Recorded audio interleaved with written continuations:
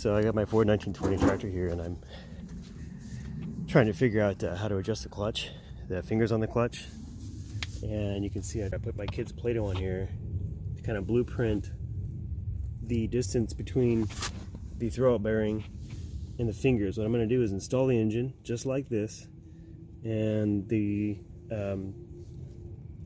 throwout bearing is going to push up against this Play-Doh and smash it up, and that'll give me some idea of the clearance between the tip of the finger and the throwout bearing, and from there I can determine how far out I can move the fingers, because I would like them to be relatively close to the throwout bearing, but not touching it, obviously. Otherwise the clutch would never disengage. The problem with this clutch is that the main clutch, sometimes it when you put it in forward or reverse, it kind of I can feel the gears catch, like the clutch is out and the gears are catching. Also the PTO grinds. So my guess is that the fingers need to be adjusted out a little bit so you get a little bit more pressure to release the plates. And I think what I'll do, if I can get this figured out, is I will measure myself from, like, I don't know, let's say this bottom ridge to whatever. I'll figure this out, get the measurements down, so that if I ever have to go through this again, I can set the fingers and have a more conventional means of doing it without using Play-Doh. Anyway, here it goes. The experiment is completed. I did get some Play-Doh on the spindle here, and I'll have to clean that out, but not a big deal. So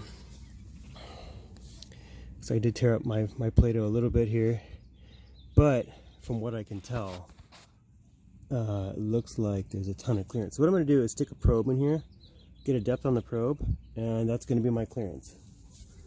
So let's go get a probe. Actually, maybe I'll just use a screwdriver. I mean, this is super lo-fi, but I don't know what else to do here. So, and we're going to go ahead and measure my screwdriver.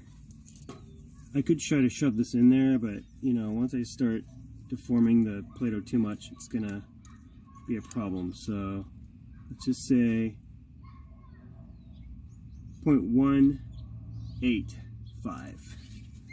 So this one's got 0.185, the finger. Okay. Okay. Alright, so this one, 175.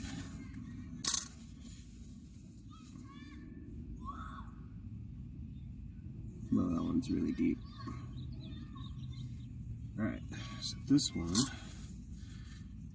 is 0.20, which means this finger hits first, last. Now the one that hits first is this one, then this one, then that one.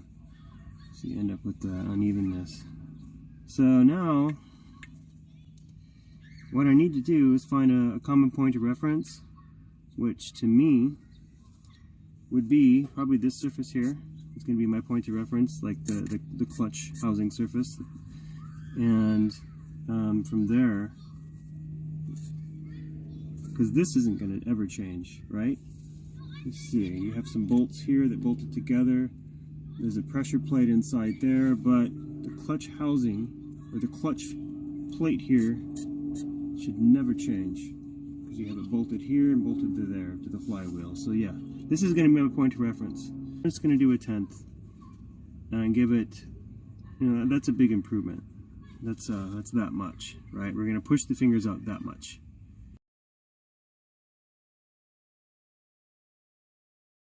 And that's going to put all that more pressure on the plate to separate the discs and hopefully return this clutch to operation. So let's go ahead and do that right now. So man, that was an idea and it worked. Glad.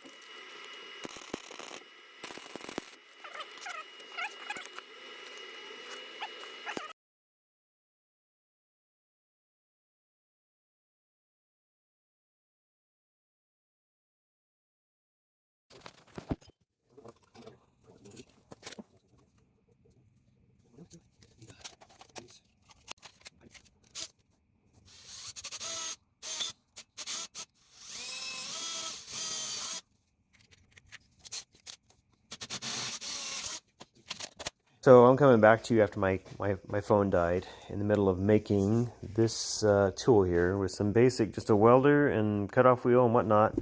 I was able to fabricate this adjustment tool for what I've got going on in my clutch. And I will say that this tractor has had a clutch given to it at some point in time in his life. I noticed that the surfaces of the main clutch had some sandpaper work done to them, as well as the main surface of the flywheel had some sandpaper work done to them, some deep sandpaper grooves, like someone tried to scuff it up, and they used a pretty coarse grit. The organic discs were brand new in my clutch, so I was kind of happy to see that, but I could tell that the components, the rest of the components, the springs and the pressure plates were all original components, and whoever did it just replaced the discs. And my guess is, based on the measurements that I took and what they should have been, the manual says that from the surface of the flywheel to the tips of the fingers should be 118 millimeters, and mine were much more than that. And I'm sorry to mix millimeters and inches. I was working in inches at the time. I think it's in inches. I think it's 4.6 something inches. And I was up around 5, so my fingers are already pushed all the way out, and I still was not getting a complete disengagement of the clutch when I stepped on the pedal. So that was the problem. And what does that cause? Well, over time, this is the PTO countershaft, and you can see the damage or the destruction of the teeth on the PTO countershaft. This is the gear that slides back and forth, and here's where the fork would plug in on your lever to engage the PTO. And this countershaft should be stopped when you engage your PTO, ideally. And the problem is it wasn't. And matter of fact, if your clutch is still holding on to it and spinning it, you're going to have to hit, the gears are going to take the brunt of that engagement force. And over time, it's very destructive, as you can see. If you have this problem, I will wish you luck in finding the parts. I found this in Australia for $250, kind of by the grace of God. I don't even know. I searched and searched online for this part by part number, and I got a hit in Australia, and I got it shipped to me for $250 in the United States, which is an amazing deal because getting it in the United States is almost $1,000. And then the gear, I got it from a wrecking yard. For also, it was not cheap, and it was used. So, anyway, I didn't get to show you how I used this tool, and it's fairly straightforward. Like I was saying earlier in one of my earlier videos, that it would rest on the surface of the clutch. So it was on this surface here, and then it would kind of bridge across, and then this adjustment depth setting would reach down, and then I'd use a feeler gauge between this and the tip of the finger and just see what the drag was, and I would set that drag to all the fingers. And I ended up doing 1/10 of an inch. That's because the actual length of the bolt for the finger really isn't that long, and I didn't want to push it too far. So I went out pretty much as I was comfortable with, and that's what I went with. And the end result was I can now get into gear without it jerking the tractor. I can get it into the PTO in now with idle, at idle, without having to cut the throttle way down. I still feel the teeth click when I engage the PTO. So there is still something spinning. This shaft is still spinning in mine, but it is certainly not grabbing as it was before. Now, before it was a very distinctive, nasty grind. With the new countershaft and the new gear, I got a nice, healthy grind when I would engage, and that's no longer the case. Now it's a little tap. Now it's I wouldn't even know how to describe it, but I can definitely tell that the shaft still has some spin to it. It's just not being held on to very well. So what I would say happened is, the discs that they replaced him with were the wrong discs, or the wrong depth. And or the clutch itself, the actual pressure plates are not working properly. But something's not right. Something is amiss. So maybe the fingers are bent. There's a little arm here that holds the fingers. Maybe mine are bent. Who knows?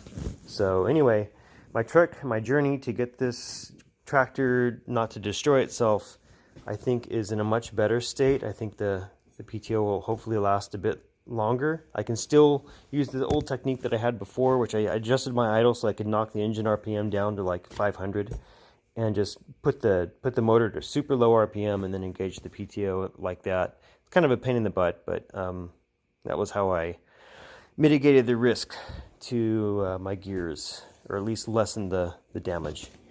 Anyway, if you got this problem, I mean, good luck in fixing it. Hopefully you don't have the same story I do. Hopefully yours is maybe just a clutch pedal adjustment issue.